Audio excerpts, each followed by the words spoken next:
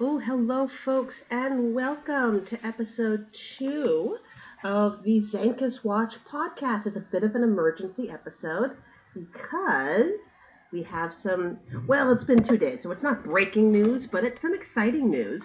It's not about Anthony Zenkus, it's not about our favorite adjunct lecturer from Columbia and Adelphi. No, this is about a character that's more famous than him and is directly adjacent to him. It is Tara Reid. Now, who is Tara Reid? Well, if you've forgotten about her, I completely understand. She is the woman who, in March 2020, after Biden won all the Super Tuesday Democratic primaries, and it looked like Bernie went from the boy who was going to be nominated to yet again losing another presidential campaign to somebody that is actually a Democrat. Well, she came forward and said that Biden sexually assaulted her by very, very technically meeting the definition of rape by digitally penetrating her in a room or an alcove or a hallway that may or may not exist. She was always very blurry about that back in 1993. And she did this in March 2020. But that's not the only story, because let's rewind the clock further back to 2019 during the primary, where Tara Reid came forward along with 8 other women saying that Biden was a little too handsy, he liked to hug them a bit, he patted their shoulders, he kissed the top of their heads. And all these 2019 allegations were very credible because we had seen Biden do this on videos. We knew he was handsy. We knew he liked to hug people perhaps a little too long. We knew he wasn't that respectful of people's personal spaces. There were 8 women who said, well, I didn't like the way he, put his hands on my face, or he kissed the top of my head, or he would play with my hair, or put his hand on my, the back of my neck. So when Tara Reid came forward along with about 7 other women talking about these sort of handsy, not illegal sort of things that Biden had done, but still stuff where he hadn't really respected their personal space. Her accusations were very credible, saying like, oh, back when I worked for him in 1993, he would sort of place his hands on my shoulders, he would touch my neck, sometimes he would play with my hair. It was a little uncomfortable. Then a reporter in 2019 named Edward Isaac Dovier came forward and said, hey, be careful of this accuser, Tara Reid. She seems to have some connections to Russia. She seems to be praising Putin. She's had some essays that were published in Russian. She just seems to have a lot of shady connections. And a lot of people said at that point, including myself, hey, yeah, that looks a little shady, but it's not just her. It's 7 other people saying that Biden was handsy with her. And Biden is handsy. He literally caught on tape multiple times. Like, her accusations are credible. I was supporting Elizabeth Warren at the time. I liked Biden certainly better than I liked Bernie Sanders. I would do anything to keep Bernie Sanders from the nomination. But, he wasn't my number one guy. I also thought, yeah, her connections are a bit fishy, but you know what, Mr. Edward Isaac Devere, there are her allegations are credible. There are 7 other women. They can't all be attached to Russia. Let's hold the phone here. And then March 2020, after Biden won the Democratic Super Tuesday primaries, Tara Reid came forward again and drastically changed her story and saying, no, it wasn't just that he played with my hair. He raped me. Did I not mention that? Sorry, I didn't mention that in 2019. Well, it did happen. And that's when we all realized, man, Edward Isaac Dovier was right. All the way back in 2019, he was like, keep an eye on that one. And we're like, dude, there are like 8 other women. Come on. And then in 2020, well, the other 7 women, whose allegations I do believe, because they were basically saying Biden did things to them that we've seen Biden do on video, which was like violate their personal space and, hug them a little too long and blah, blah, blah. Their stories never changed. They were telling the truth. But her story is like, oh yeah, he raped me. I forgot to tell about that. And it was in a place that may or may not actually exist in the Capitol building. I can't really say. Sometimes she said it was an alcove. Sometimes she said it was an open corridor. A lot of people couldn't even find it. People tried to corroborate her. The only person who did corroborate her later ended up turning out to be lying on record. She turned out to be lying on record. Many people started to come forward from her past saying, hey, she does this a lot. She scams people a lot. She moves from place to place. She changes her name. People like the reporters really did their due diligence with her accusations, and it turned out she was not credible. When it finally turned out that not only was she a serial liar, but she had even committed perjury, she had lied about her college degrees, she had lied multiple times on the stand as an expert witness, people were saying, you know what, we are no longer giving her accusations any credence whatsoever. The story was problematic from the start. It kept changing. It took place in a space in the Capitol building that literally does not exist. We're done. And obviously Tara Reade was furious at this, saying she was being suppressed and repressed because they were trying to protect Biden. Are you joking? They're not trying to protect Biden. You know, the press has been really rough on Biden. But they just didn't, they're not going to run with accusations that are coming from such an uncredible person. And the fact is, she has now gone back to Twitter. She started her own podcast. It's basically been pure Russian propaganda. Constant repeating of, like, retweeting of RT. She has a column in the Russian state media, RT. She is, talking about Putin all the time. And now, our dear girl has defected to Russia. Of course, now she's not saying that. What she's saying is that, oh, no, I'm just going to Russia to be safe because the Biden administration is trying to kill me, blah, blah, blah, which is ridiculous. She's defected. And she's also saying she hasn't actually defected. She's just, run over there because, it's a safer country and she hates being an American and she's seeking citizenship. What exactly does defect mean? That's defection. That is defection. Or, as one commentator put it on Twitter, it's White Knights 2, the Karening. And oh my God, that is so perfect. That is exactly what happened. So for the second episode, we're going to react to her interview with Megyn Kelly that she did, I think, a day or two ago. And we are going to talk about it a bit. So here is Megyn Kelly. Begin with an exclusive interview with a guest you may be familiar with. In 2020, I first brought you the story of Tara Reade. This is before I had even launched this show.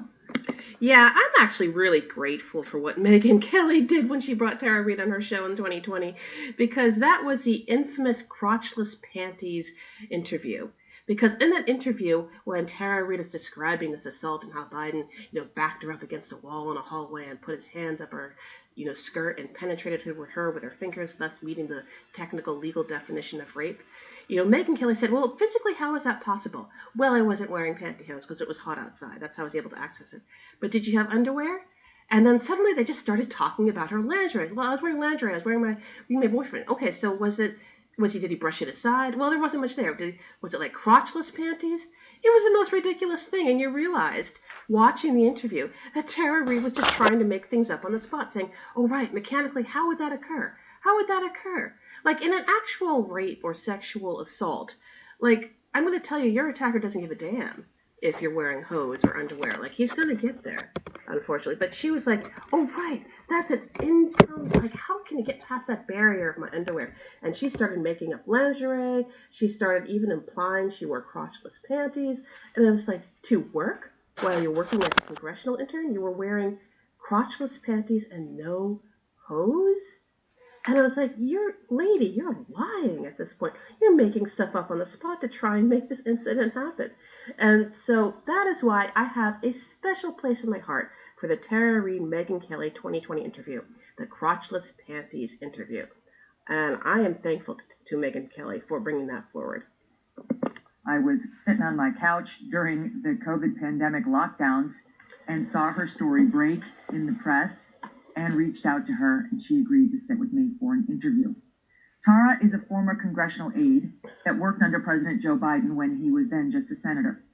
Tara alleges during her time working for then Senator Biden, back in 1993, she was sexually harassed and then assaulted by him. Tara decided to come forward in April of 2019 after Mr. Biden launched his campaign for the presidency, saying she was inspired by other accusers and a desire to advocate for herself. Many in the media. Remember, the April 2019 story was the whole, he touched my neck. He, touched my hair. He didn't do anything worse than that, but he was a little handsy. That was her 2019 story. That was the story she started off with, and she said he never did anything than that. But, unfortunately, that story, along with the others, weren't enough to knock Biden out of the race and give the nomination to Bernie, who would not have won against Trump, which is what which is what Putin and, frankly, a lot of the Kremlin handlers of Ms. Tara Reade were banking on. After the 2019 accusation was just not strong enough, they said, ooh, add a little octane to that. We've got to bump it up to the R word, R-A-P-E. Let's do it in March 2020.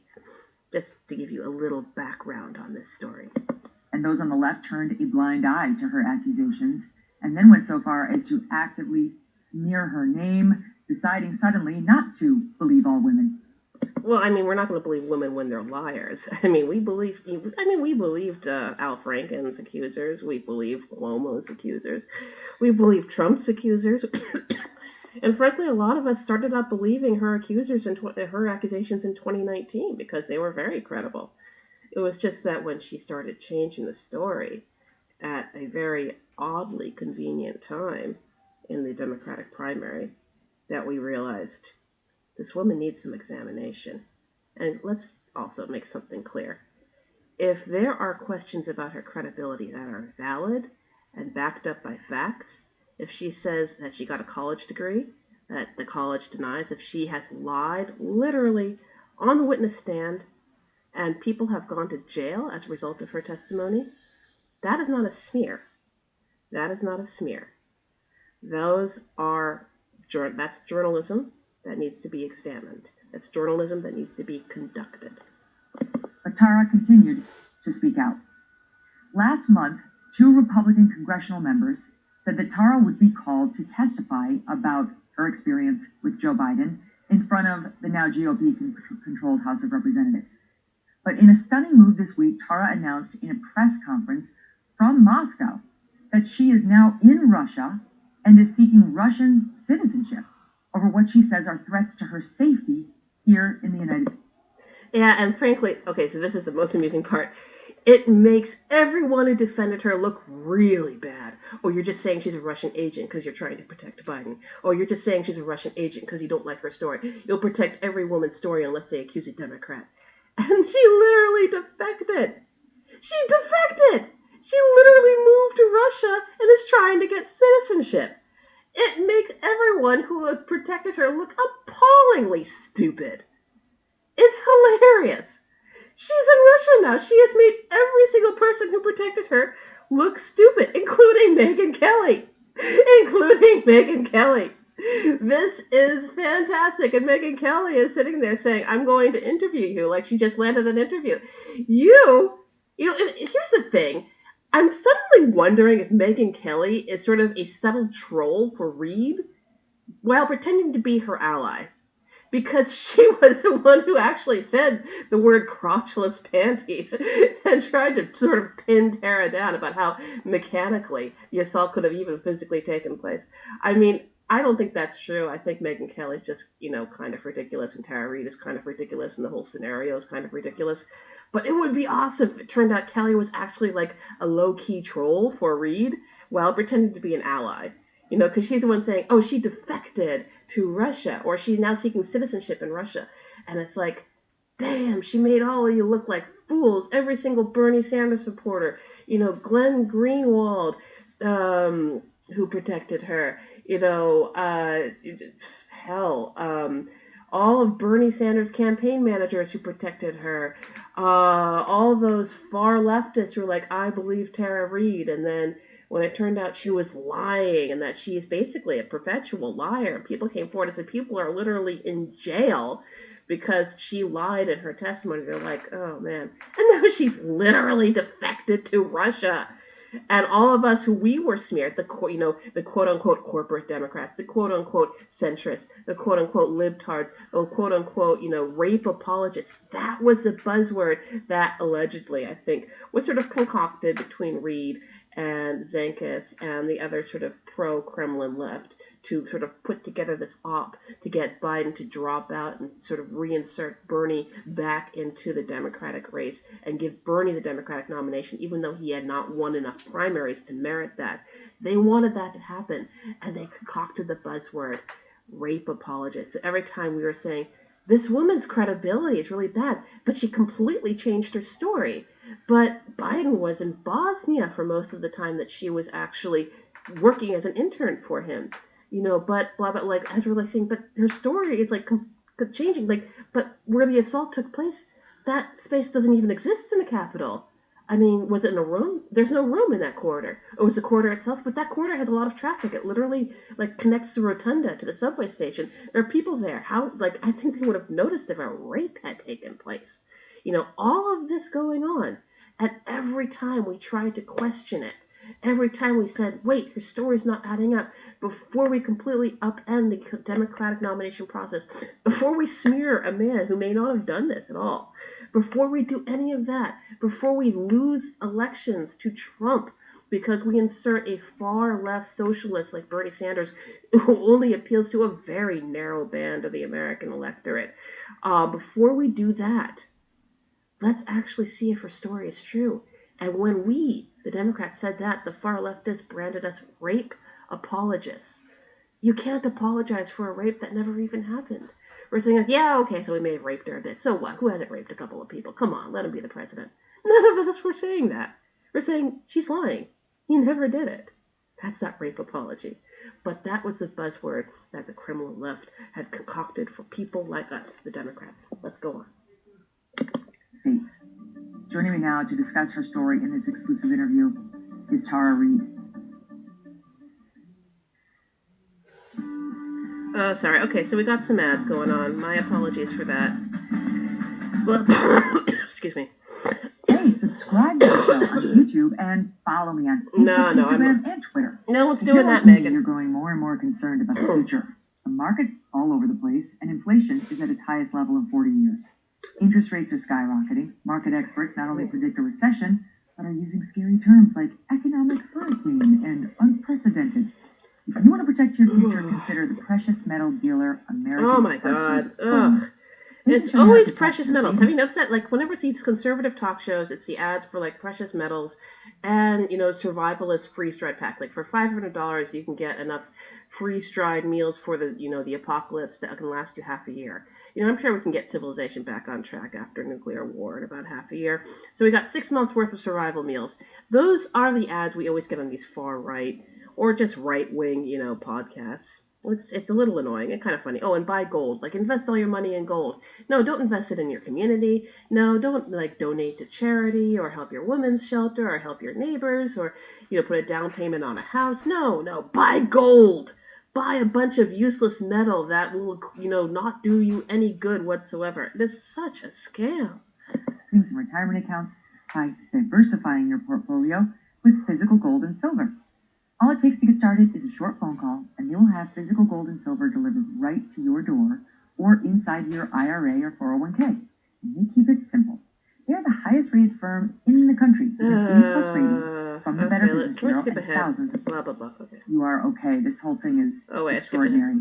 When we sat together 3 years ago, firm in the country with an A+ rating from the Better Business Bureau and thousands of satisfied clients. And as an exclusive offer for my fans, if you call them right now, they will give you up to $1,500 of free silver and a free safe on qualifying orders. Don't wait, call now. Call 866-518-2955. That's 866-518-2955. Or text Megan, that's MEGYN, to 65532. Again, it's 866-518-2955 or text MEGYN to 65532. God, stupid ad. All right, yeah, don't do that, guys. If you have extra money, save it, put it towards a house, buy some real estate, contribute to a shelter, just buy something nice for yourself, something that you can actually use. Don't spend it on useless metal. It's not going to work. Tara, welcome back to the show. All right, there's our girl. Yes, filter on Max. Remember, she likes to look nice. Me, it's been a while, and I'm glad to see you. Oh, I'm glad to see you too, and I want to get into all of it. I really hope you are okay. This whole thing is extraordinary. When we sat together... Oh, I really hope you're okay. What she's done, what Miss Tara Reid has done her entire life is cultivate her victim status. She cultivate the whole, I'm not okay, I'm a vulnerable victim, please protect me. She did it with her ex-husband, she did it with every single job, she's always been abused, she's always been victimized, she's always been smeared, and I feel like so brave, oh, and you've been through so much. She always needs to cultivate the status of victimhood, and this predates her accusations. Like, every single person who has met her has been like, she's been a victim. She's been abused by her ex-husband. She's a single mom. She's running from state to state to, escape as her single mom, her husband, or possibly just try to keep ahead of debts or scams. Like, she would always have a sob story to landlords, to rental people, to get free stuff, to get free rent or get reduced rent. And then she would skip town without paying bills. She loves the victimhood narrative, and she always uses it. There 3 years ago, who could have foreseen this is where it would wind up? So, we foresaw it. Whoa. We foresaw it. We foresaw it. Us, the Democrats, the quote-unquote rape apologists. We foresaw it, my dear. You didn't. You didn't. You and all the right-wing people and all the the right-wing people pretending to be left-wing people, all the leftists, all the Bernie Sanders, they're like, oh, how dare you smear this good woman and say that she's actually a Russian agent. No, we foresaw it. Us. Hello. We knew what was going on. Edward Isaac Dovere foresaw it. Believe me, no, this was coming down the pipe, my dear. A lot of us were seeing this coming. All right. I'm more than okay. I'm safe, and I'm very grateful. I'm safe. Yes, she's pretending that she's being targeted. We didn't even know who the hell you were after a couple months. Once you got debunked, you disappeared. You kept trying to put your name back in the news with your Twitter account and your RT column, and, your rather suspicious sudden medical emergency. I hope that's fake, because if it's real, if you actually have an aortic aneurysm, which you have not treated, you're going to be in big trouble. If you're in Russia with an untreated aortic aneurysm, their healthcare system is crashing. They got, casualties coming in from the front in Ukraine. Their hospitals are being smashed by sanctions all over the globe. And you are not a healthy woman, my dear. You are over 300 pounds and allegedly have an untreated aortic aneurysm. My friend, you are in far more danger right now in Russia than you ever were in the U.S., where the only danger you faced there was people ignoring you. To the Russian Federation, they are keeping me safe, and I feel safe, and I'm not being targeted in this country, and it's beautiful here. Yeah, as long as you keep praising Putin and don't, keep your mouth shut, To quote another commentator on Twitter, if she starts saying a little bit too much, she may be the largest thing to fall out of a window in Russia. That's what happens in Russia. If people start saying things that displease Putin, they suddenly start getting very clumsy around windows. We have a phrase for it on the online Twitter political sphere. It's called window cancer. I have to say, I've been to a lot of cities around the world, and this is one of the most stunning cities I've ever been to. It's really gorgeous. It is. It's spectacular. So you did not go over there to... Oh, she's looking down at her phone. Yeah, it's pretty clear that Reed is reading notes off her phone. She's got a lot of prepared statements, and she's making sure she adheres to a certain narrative. That's understandable, because as we're going to find out soon, there's a reason why she suddenly defected to Russia, and why she did it very quickly. Lee, you went to Russia when? Well, you had never been. When we met, you said you'd never been there. You took your first trip just recently. So when did you go? Well, to take you back just for a second, I during COVID, which you mentioned, I published a book, and nobody's book that was published during COVID really did that well, to be honest. Well, your book was crap and full of lies. I mean, no, don't get me wrong. It was useful because in that book you accused your ex-husband of rape in what I think was clearly a retaliatory maneuver, because your ex-husband refused to corroborate your abuse claims against Biden.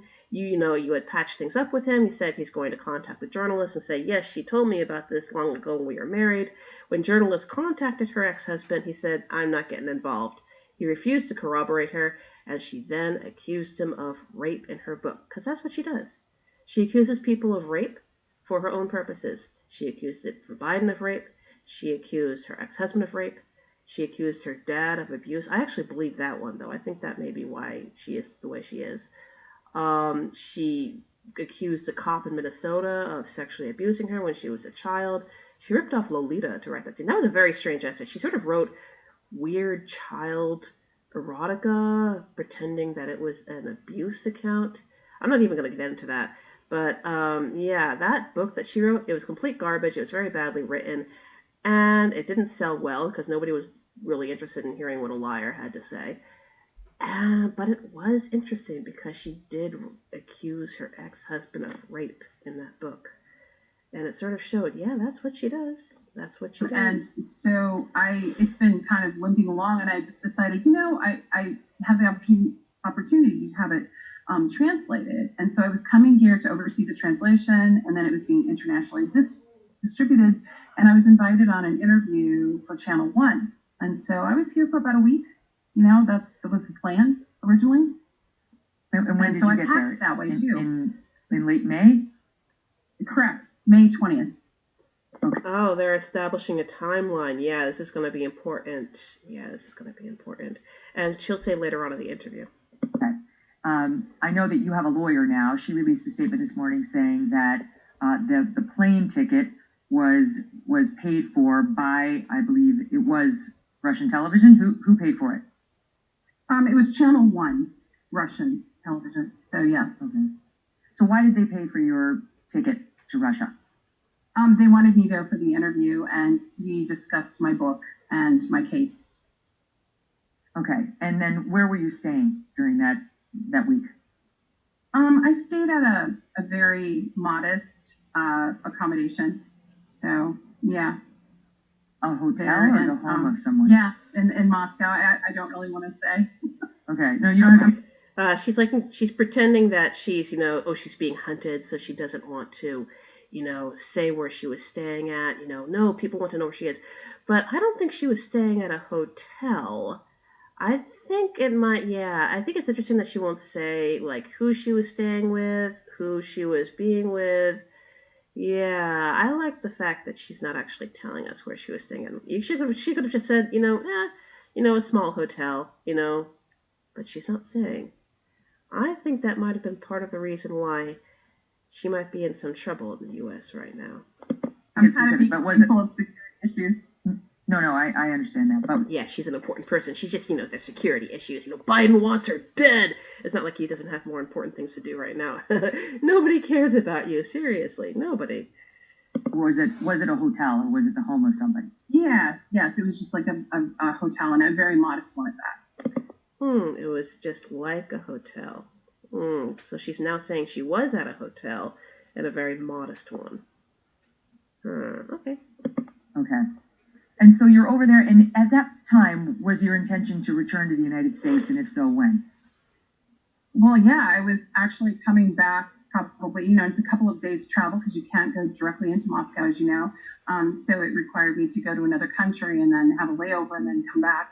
So it was about a 2-day, 11-hour flight from the secondary country. So 5 hours to that country, a flight, and then another 11 hours back to the United States. So I was going to leave that Saturday and be home probably by Sunday night if I made my connections correctly. So you had a round trip ticket? No, I had a different. They gave me a one-way, and then I was getting another one-way because I think I was going to go through a different country on the way back home. Yeah, because I had come through Istanbul, and I wasn't sure about leaving through Istanbul because at that time there was having the elections and whatnot. Yeah, and Russia's in a war zone with massive amounts of economic sanctions. It's a hostile foreign power to the U.S. at this point. And she's like, Istanbul is having some elections, so I wasn't sure about Istanbul. So I'm going to fly directly to a war zone that is being heavily sanctioned by the United States. Really? Really? Just for my book. Really? I don't know how many people are going to exactly buy that story. Yeah. So I was thinking about leaving through Dubai. So when you were in Moscow, had they purchased you a return flight home prior to you receiving the calls that we're talking about? Yeah, they actually, while this was going on in the middle of the week, they were about to purchase my ticket, and I was deciding if I was going to go through Istanbul or Dubai. And then we were in conversation, and then I started getting information that if I returned, that I might be at risk of being picked up at the airport. Okay, so let's talk about that. So she was going to get arrested. There we go, folks. That's why she defected, because she was about to get arrested, and she's about to give her explanation why, but yeah. So she was about to be arrested. Now, let's see why. What was the first inkling you had that you might be in danger of being arrested or worse? I was getting some feedback from people that and this is I don't conceal anything, Megan. With you, I've been very open. Oh, she loves being important. I know people and I'm going to protect their identity. Oh my God, I operate in spheres where I can't reveal their name, but they have connections. She loves being pretending like she's a sexy super spy. It's it's so shallow. It's so stupid. Lady, you're almost 60. Like, this is so dumb. And I don't like to do that. But when it comes to other people's safety in their cases, I can't out them. But there are other people who have sought safety in this area, and they're Yeah, just some scumbag podcasters who are, trying to be edgy by broadcasting Kremlin-friendly talking points and pretending that it's legitimate left-wing politics. Yeah, we know who you're talking about. I love how she is pretending she is so important. former journalists, former intelligence, and they've had to not be able to go back to their home of origin. Anyway, but they still have intelligence ties, and I was given two separate messages that there may be, that the U.S. government wasn't happy with my vacation choice, and there may Your vacation choice. That my U.S. government was, like a bit peeved that I was openly colluding with a hostile foreign power to influence an election. Like, I think there might be a few laws against that. And I think there might actually be a few laws against violating sanctions against a hostile foreign power. And the U.S. government is so uptight about that. Oh my God. maybe something happened if I flew back in. I was given a very specific message around the middle of the week when I was about to purchase the ticket. In fact, it was that day, and I was in conversations with a person to get it, arranged. And then I got a message from someone else who said, if you please think about staying because there may be a red notice Interpol warrant for your arrest. A red notice Interpol warrant for her arrest. Goddamn. No, that's not playing around at all. They are going to fucking arrest her. She had done some bad shit, man. Violating sanctions. And may have actually found some, possibly some sketchy, financial transactions between her bank account and the bank account attached to Russian state. Oh my gosh. That is hilarious. All those people in 2020 telling us that we were being bad by questioning her ties to Russia. And now she's literally getting arrested for colluding with a hostile foreign power and violating sanctions against a hostile foreign power. That is Russia. Oh my God, this is hilarious. Okay, guys, I have to go to work. I'm going to record later. Thank you so much. But this is awesome, and I will talk to you guys in a bit.